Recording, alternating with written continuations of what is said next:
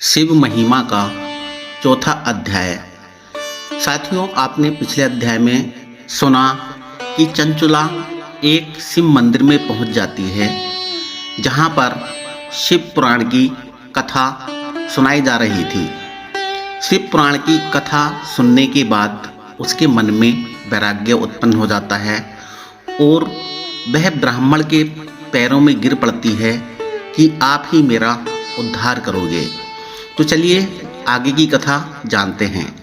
ब्राह्मण बोले, नारी, तुम सौभाग्यशाली हो जो भगवान शंकर की कृपा से तुमने वैराग्यपूर्ण शिव पुराण की कथा सुनकर समय से अपनी गलती का एहसास कर लिया है। तुम डरो मत और भगवान शिव की शरण में जाओ। उनकी परम कृपा से तुम्हारे सभी पाप नष्ट हो जाएंगे। मैं तुम्हें भगवान शिव की कथा सहित वह मार्ग बताऊंगा जिसके द्वारा तुम्हें सुख देने वाली उत्तम गति प्राप्त होगी।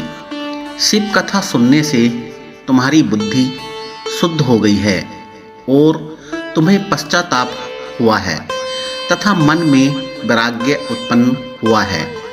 पश्चाताप ही पाप करने वाले पापियों के लिए सबसे बड़ा प्रायश्चित है। पश्चाताप ही पापों का शोधक है। इससे ही पापों की शुद्धि होती है। सत्पुरुषों के अनुसार पापों की शुद्धि के लिए प्रायश्चित पश्चाताप से ही संपन्न होता है। जो मनुष्य अपने कुकर्म के लिए पश्चाताप नहीं करता वह उत्तम गति प्राप्त नहीं करता, परंतु जिसने अपने कुकृत्य पर हार्दिक पश्चाताप होता है वह अवश्य उत्तम गति का भागीदार होता है। इसमें कोई शक नहीं है। ब्राह्मण बोले, शिव पुराण की कथा सुनने से चित्त की शुद्धि एवं मन निर्मल हो जाता है। शुद्ध चित्त में ही भगवान शिव व पार्वती का वास होता है। वह शुद्ध आत्मा पुरुष सदाशिव के पद को प्राप्त होता है। इस कथा का श्रवण सभी मनुष्यों के लिए कल्याणकारी है, अतः इसकी आराधना व सेवा करनी चाहिए। यह कथा भव बंधन रूपी रोग का नाश करने वाली है। शिव की कथा सुनकर हृदय में उसका मनन करना चाहिए। इससे चित्त की शुद्धि होती है। चित्त शुद्धि होने से ज्ञान और वैराग्य के साथ महेश्वर की भक्ति निश्चय ही प्रकट होती है तथा उनके अनुग्रह से दिव्य मुक्ति प्राप्त होती है। जो मनुष्य माया के प्रति आसक्त हैं वह इस संसार बंधन से मुक्त नहीं हो पाता। हे ब्राह्मण पत्नी, तुम अन्य विषयों से अपने मन को हटाकर भगवान शंकर की इस परम पावन कथा को सुनो। इससे तुम्हारे चित्त की शुद्धि होगी और तुम्हें मोक्ष की प्राप्ति होगी। जो मनुष्य निर्मल हृदय से भगवान शिव के चरणों का चिंतन करता है उसकी एक ही जन्म में मुक्ति हो जाती है। सूत जी कहते हैं, सोनक, यह कहकर वे ब्राह्मण चुप हो गए। उनका हृदय करुणा से भर गया। वे ध्यान में मग्न हो गए। ब्राह्मण का उक्त उपदेश सुनकर चंचुला के नेत्रों में आनंद के आंसू छलक आए। वह हर्ष भरे हृदय से ब्राह्मण देवता के चरणों में गिर गई और हाथ जोड़कर बोली, मैं कृतार्थ हो गई। हे ब्राह्मण, शिव भक्तों में श्रेष्ठ स्वामिन आप धन्य हैं।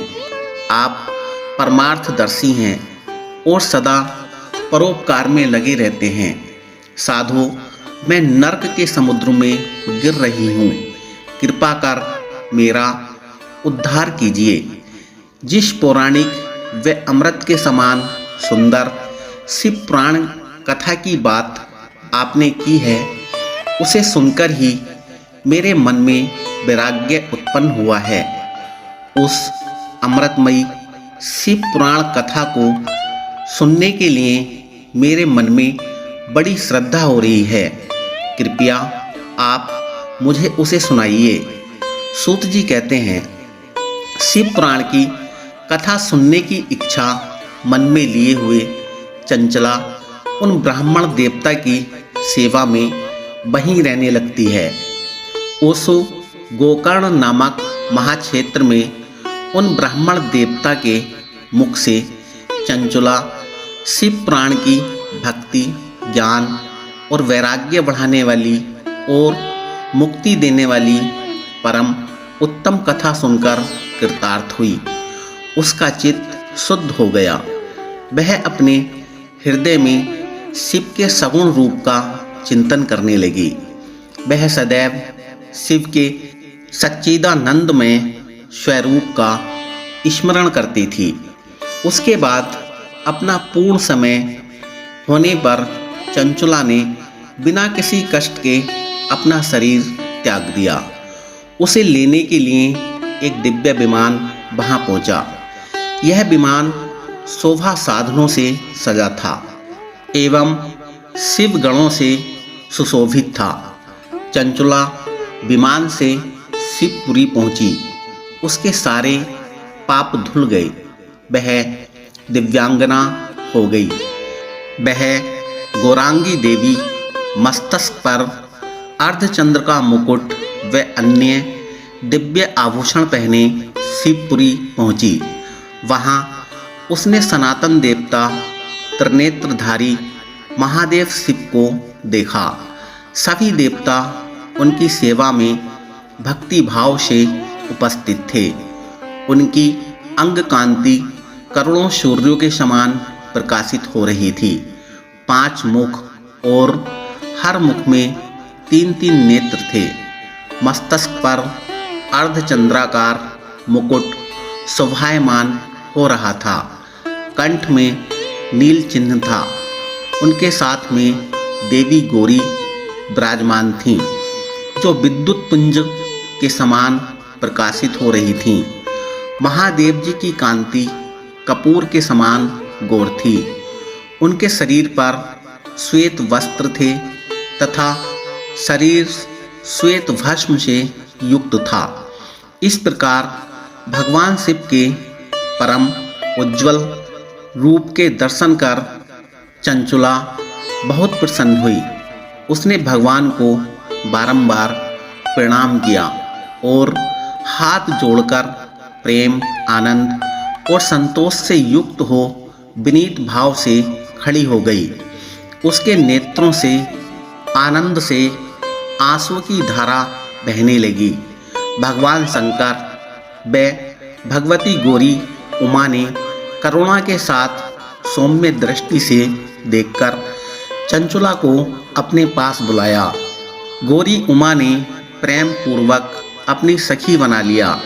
चंचला सुखपूर्वक भगवान शिव के धाम में उमा देवी की सखी के रूप में निवास करने लगी।